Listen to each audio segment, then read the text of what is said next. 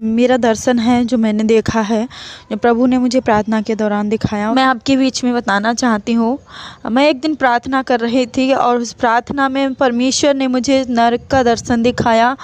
मैंने जब नरक को देखा तब मैं उस नरक की तड़पन से तड़प उठी, मैं व्याकुल हो उठी। और मैं आपको बताती हूँ कि वहाँ पर कैसी कैसी पीड़ा है जो मैंने अपने शरीर पर सही है, मैंने उस पीड़ा में गुजारा है वो टाइम। मैं 1 घंटा लगातार प्रार्थना के बीच उस नरक के बीच में रही। और जब मैं धरती पर थी, प्रार्थना कर रही थी, तो मैं बेहोशी हालत में थी, मैं बेहोश हो चुकी थी। और उस बेहोशी हालत में मेरी आत्मा प्रभु यीशु के साथ में नरक में थी। मैंने नरक के द्वार पर खुद को पाया और मैंने पाया कि वहाँ पर एक पतली सी रास्ता है जो अंधेरे से भरी हुई है। उसके दाएं बाएं बहुत सी कोठरियाँ बनी हैं, जैसे जेल में खाने बने होते हैं वैसे वहाँ पर खाने बने हुए हैं।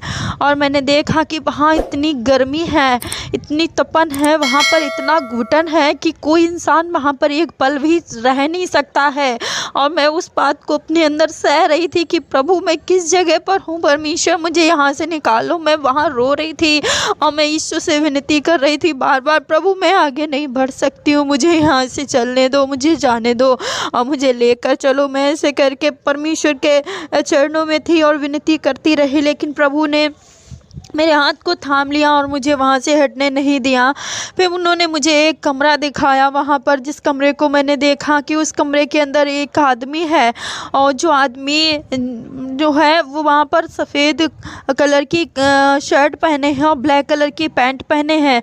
मैंने जब प्रभु से पूछा पिता ये कौन है, तो उस परमेश्वर ने मुझसे कहा देखो ये एक डॉक्टर है और ये जब दुनिया में था तो इसने अंगों का व्यापार किया, इसने नवजात शिशुओं को गर्भ में मार दिया, इसने मोटी कमाई कमाई, इसलिए यह यहाँ पर है। जब प्रभु ने ऐसा कहा मेरे अंदर डर बढ़ने लगा, मैं बहुत घबराने लगी क्योंकि मैंने ऐसा कभी देखा नहीं था। मैंने बाइबल में लोगों के दर्शनों से सुना था, लेकिन मैं खुद उस चीज़ को फील कर रही थी, मैं बहुत तड़प रही थी वहाँ पर।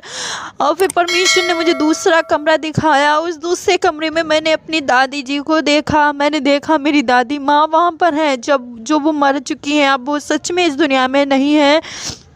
मैंने उन्हें देखा तो मैं और डरने लगी मैं। फिर प्रभु ने मुझे तीसरा कमरा दिखाया। उन्होंने मुझसे तीसरे कमरे के विषय में जब मैंने उनसे पूछा प्रभु ये कमरा खाली क्यों है, क्योंकि तीसरा कमरा खाली था, तो परमेश्वर ने कोई जवाब नहीं दिया। उसके बाद उन्होंने मुझे चौथा कमरा दिखाया जिसमें मेरे मरे हुए चाचा जी थे।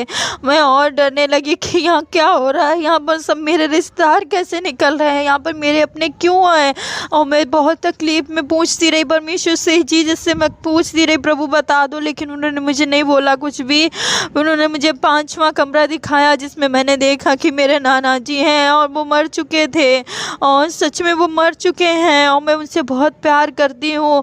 और मैं अपने नाना जी के कारण वहाँ पर बहुत व्याकुल हुई। मैं प्रभु यीशु के चरणों में गिर गई और गिर कर मैं अपने नाक को रगड़ कर विनती करने लगी प्रभु दया कर दो, मेरे नाना को यहाँ से छोड़ दो, जाने दो। मैं अपने नाना के सब कामों को गिनाने लगी कि पृथ्वी पर मेरे नाना ने बहुत भलाई की, बहुत अच्छाई की, प्रभु इनको यहाँ मत रखो, इनको जाने दो। और मैं खुद से उस दरवाजे को खोलने की कोशिश करने लगी कि मैं अपने नाना को वहाँ से बचा लूँ, लेकिन मैं नहीं बचा पा रही थी। ऐसे करके वहाँ पर मेरे साथ होता रहा, मैं बहुत तकलीफ़ में पड़ी रही और मैं बिल्कुल बेसुध रही। मेरे अंदर बिल्कुल ऐसा लगता था कोई सामत नहीं बची। फिर जीसस ने मुझे अपने हाथों से उठाया, मैं ज़मीन में उनके पैर में पड़ी थी तो उन्होंने मुझे उठाया।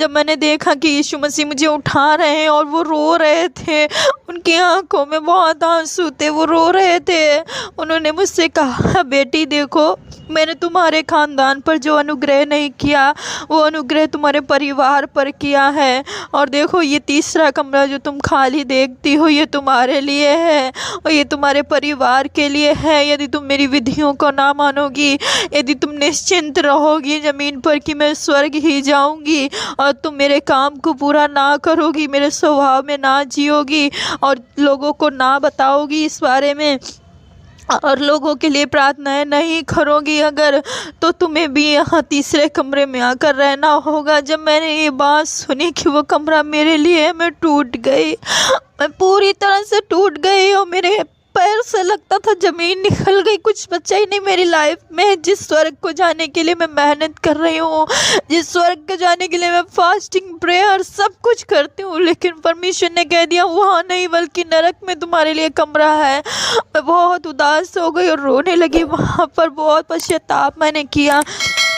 अब वो जलन मेरे शरीर से हट नहीं रही थी, वो घुटन मुझ पर पूरी तरह हावी थी। और फिर इसी से परमेश्वर ने मुझे छठा कमरा दिखाया। छठे कमरे में मैंने एक औरत को देखा। वो औरत जो थी उसके जो बाल थे वो कीड़ों से बने हुए बाल थे। उसकी नाक में केंचुए की नथुनी पहने थी।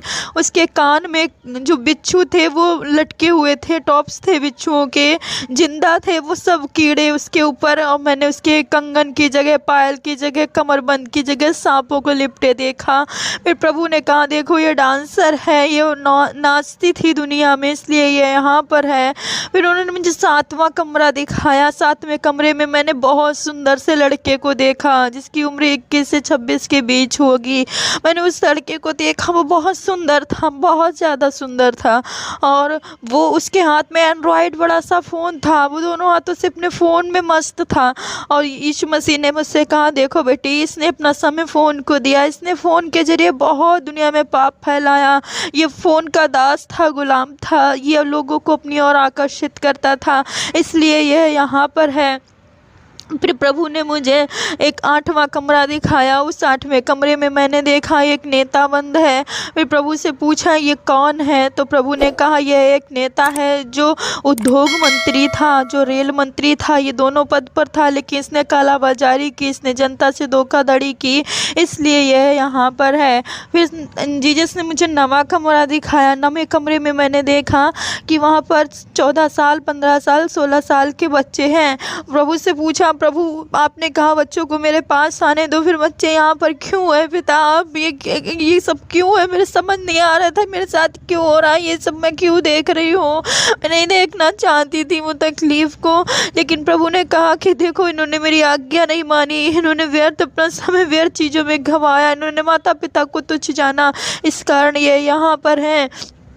इस तरीके से प्रभु ने मुझे वहाँ पर 9 कमरे दिखाए और मैं उस 9 कमरों को देखते हुए तड़प रही थी। मेरे दिमाग से वो तीसरा कमरा नहीं निकल पा रहा था कि वो मेरे लिए रखा गया।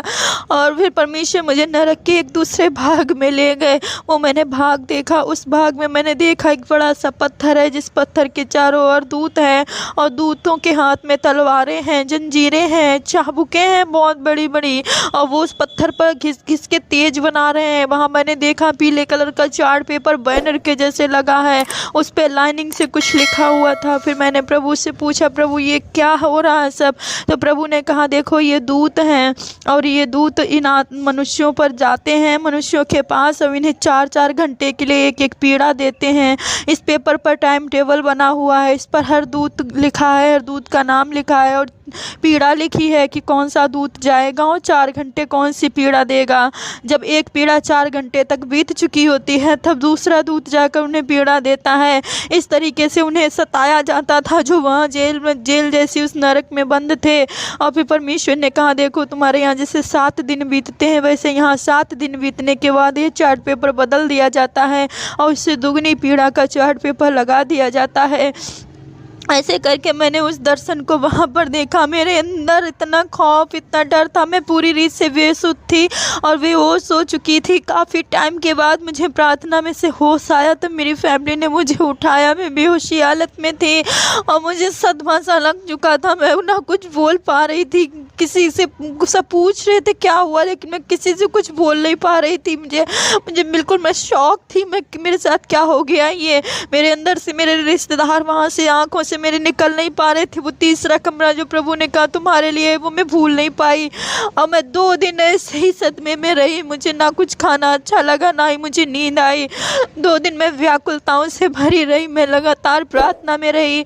2 दिन के बाद प्रभु ने शाम को मेरे ऊपर एक फिर से दर्शन दिया। प्रभु ने मुझसे कहा, बेटी तू व्याकुल क्यों होती है, तुझे शांति मिले। देख आज लोग निश्चिंत हो चुके हैं और मैंने ये दर्शन तुझे इसलिए दिखाया ताकि तू लोगों में गवाही दे कि नरक में कितनी पीड़ा है, वहाँ कोई ना आए, वो उनके लिए नहीं है, मैंने उनके लिए नरक नहीं तैयार किया है।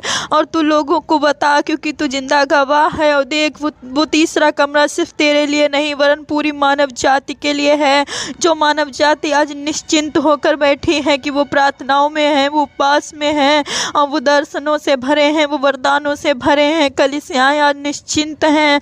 अगर वो ऐसे ही निश्चिंत बैठी रही तो वो उस तीसरे कमरे में पहुंच जाएंगी क्योंकि वो मेरे स्वभाव में नहीं जी रही हैं। उनसे बताओ कि वो मेरे व्यवहार में जिए, लोग मसीह के स्वभाव में जीने लगे। प्रभु ने ऐसे मुझसे कहा तो मुझे तसल्ली और शांति मिली। मेरा आप सबसे बस इतना ही निवेदन है, मुझे प्रभु ने इतना ही प्रकट किया है। मैं आपसे हाथ जोड़कर निवेदन करती हूँ, मैं उस पीड़ा को सह चुकी हूँ 1 घंटे और मैं उस डर में 2-3 दिन जी हूँ। वहाँ बहुत तकलीफ़ है। अपने अपने परिवारों के लिए ज़रूर से प्रार्थना करें, अपने जीवन को अच्छा बना लें। कभी वहाँ जाने की कोई भी कोशिश ना करे, गलती से भी वहाँ मत कोई भी अपने कदम को बढ़ाए। जो इस ऑडियो को सुने आगे ऑडियो को पहुंचाए ताकि लोगों तक ये वचन जाए। वहाँ की पीड़ा असहनीय है, वो मैं अभी तक अपने ऊपर सह रही हूँ, मैं निकल नहीं पा रही हूँ उससे। वो गर्मी उस दुनिया की गर्मी से बहुत अलग है, वो बहुत अलग गर्मी है। वहाँ पर बहुत अलग घुटन है, वो अजीब सी घुटन है, वो मार देने वाली घुटन है, लेकिन मौत नहीं है वहाँ पर मौत नहीं है। प्रभु ने ऐसे करके मुझसे बात की, मुझे दिखाया। उसके बाद परमेश्वर में आपसे यही कहना चाहती हूँ कि प्रभु का आगमन बहुत निकट है। यीशु मसीह बहुत जल्दी ही आने वाले हैं और वो हमें लेकर जाएंगे, लेकिन हमें चुनना है कि हमें नरक में जाना है या स्वर्ग में जाना है। मेरा सबसे निवेदन है आप लोग अपने जीवन को अच्छे से तैयार करें ताकि प्रभु में हम सब स्वर्ग में मिलने पाए। नरक हमारे लिए नहीं बनाया गया, वो पीड़ा अपने बेटों को, बच्चों को, बेटियों को कभी नहीं देना चाहता है। मेरा आपसे विनती है, निवेदन है, इस ऑडियो को लोगों को बताएं, अपने अपने मसीह परिवारों में बांटें, हर एक जन तक इस बात को पहुंचाएं। प्रभु इस आवाज़ के द्वारा, इस गवाही के द्वारा, इस दर्शन के द्वारा आप सबको बहुत आशीषित करे।